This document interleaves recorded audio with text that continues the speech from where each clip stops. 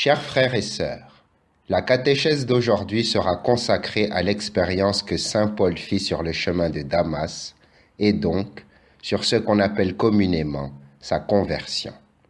C'est précisément sur le chemin de Damas, au début des années 30 et après une période où il avait persécuté l'Église, qu'eut lieu le moment décisif de la vie de Paul. On a beaucoup écrit à son propos, et naturellement de différents points de vue. Il est certain qu'un tournant eut lieu ce jour-là, et même un renversement de perspective. De manière inattendue, il commença à considérer perte et balayure tout ce qui auparavant constituait pour lui l'idéal le plus élevé, et presque la raison d'être de son existence. Que s'était-il passé? Nous avons à ce propos deux types de sources. Le premier type, le plus connu, est constitué des récits dus de la plume de saint Luc, qui à 3 reprises raconte l'événement dans les Actes des Apôtres. Le lecteur moyen est peut-être tenté de trop s'arrêter sur certains détails, comme la lumière du ciel, la chute à terre, la voix qui l'appelle, la nouvelle condition de cécité, la guérison, comme si des écailles lui étaient tombées des yeux, et le jeûne. Mais tous ces détails se réfèrent au centre de l'événement. Le Christ ressuscité apparaît comme une lumière splendide et parle à Shaoul. Il transforme sa pensée et sa vie elle-même. La splendeur du ressuscité le rend aveugle. Il apparaît ainsi extérieurement ce qui était sa réalité intérieure, sa cécité à l'égard de la vérité, de la lumière qu'est le Christ. Et ensuite son oui définitif au Christ dans le baptême ouvre à nouveau ses yeux et le fait voir réellement. Dans l'Église antique, le baptême était également appelé illumination, car ce sacrement donne la lumière et fait voir réellement. Ce qui est ainsi indiqué théologiquement se réalise également physiquement chez Paul. Guéri de sa cécité intérieure, il voit.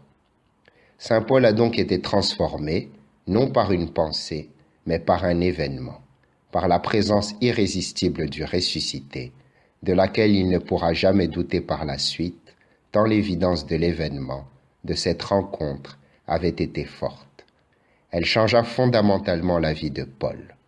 En ce sens, on peut et on doit parler d'une conversion.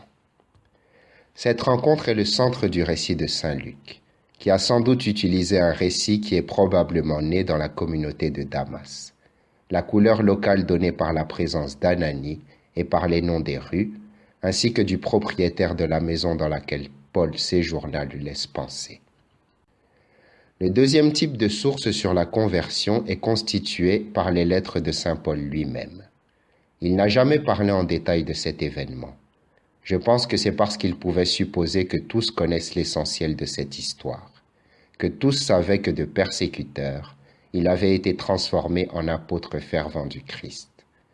Et cela avait eu lieu non à la suite d'une réflexion personnelle, mais d'un événement fort, d'une rencontre avec le ressuscité. Bien que ne mentionnant pas de détails, il mentionne plusieurs fois ce fait très important, c'est-à-dire que lui aussi est témoin de la résurrection de Jésus, de laquelle il a reçu directement, de Jésus lui-même, la révélation, avec la mission d'apôtre. Le texte le plus clair sur ce point se trouve dans son récit sur ce qui constitue le centre de l'histoire du salut, la mort et la résurrection de Jésus et les apparitions aux témoins. Avec les paroles de la très ancienne tradition, que lui aussi a reçues de l'Église de Jérusalem, il dit que Jésus, mort, crucifié, enseveli, ressuscité, apparut après la résurrection, tout d'abord à Képhas, c'est-à-dire à Pierre, puis aux 12, puis à 500 frères qui vivaient encore en partie à cette époque, et puis à Jacques, et puis à tous les apôtres. Et à ce récit reçu de la tradition, il ajoute, et en tout dernier lieu, il est même apparu à l'avorton que je suis.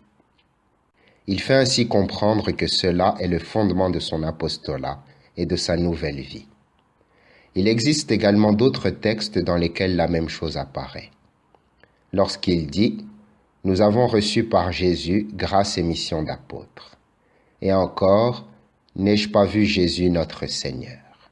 Des paroles avec lesquelles il fait allusion à une chose que tous savent. Et finalement, le texte le plus diffusé peut être trouvé dans l'Épître aux Galates.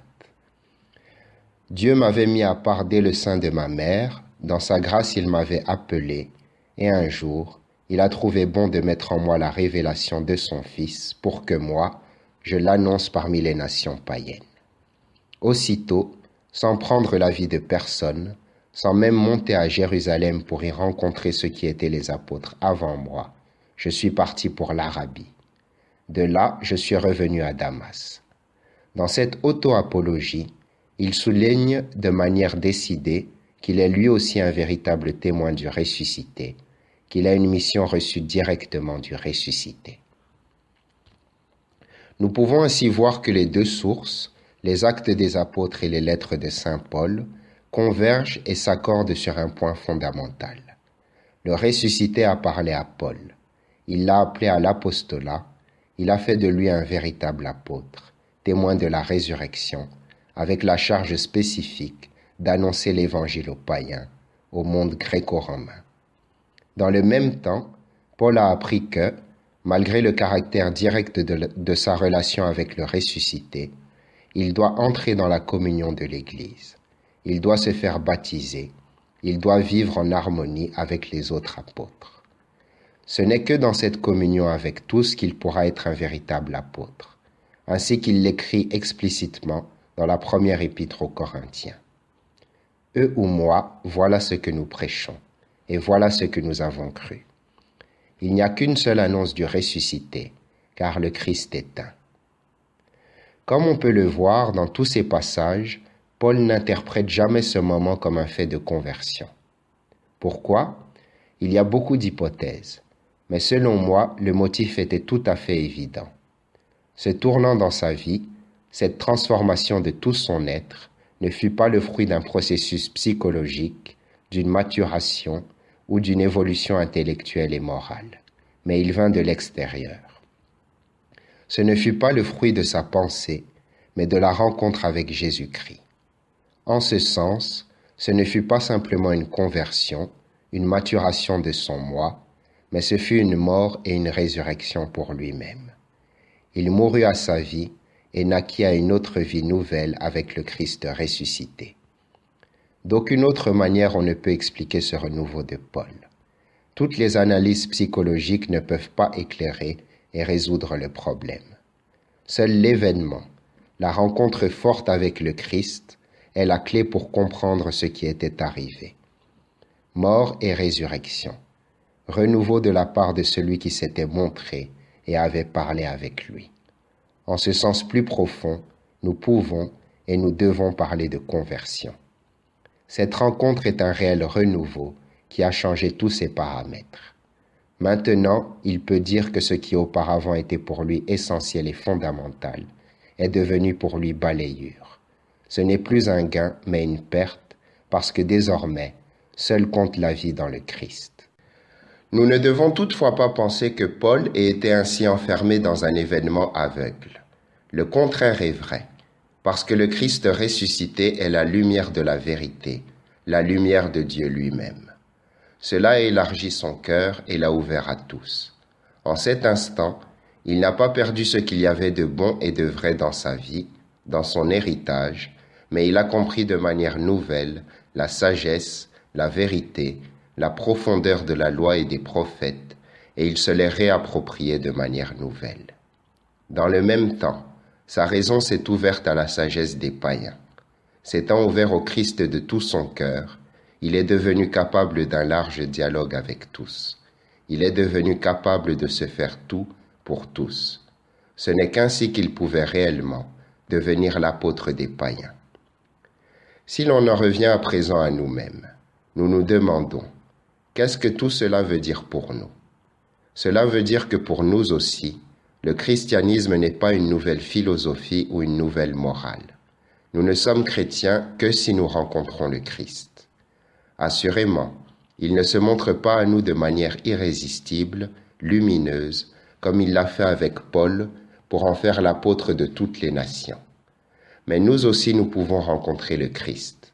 dans la lecture de l'Écriture sainte, dans la prière et dans la vie liturgique de l'Église.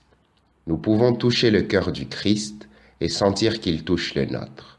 C'est seulement dans cette relation personnelle avec le Christ, seulement dans cette rencontre avec le ressuscité, que nous devenons réellement chrétiens. Et ainsi s'ouvre notre raison, s'ouvre toute la sagesse du Christ et toute la richesse de la vérité. Chers frères et sœurs, prions donc le Seigneur de nous éclairer, de nous offrir dans notre monde de rencontrer sa présence, et qu'ainsi, à l'exemple de saint Paul, il nous donne une foi vivace, un cœur ouvert, une grande charité pour tous, capable de renouveler le monde. Amen.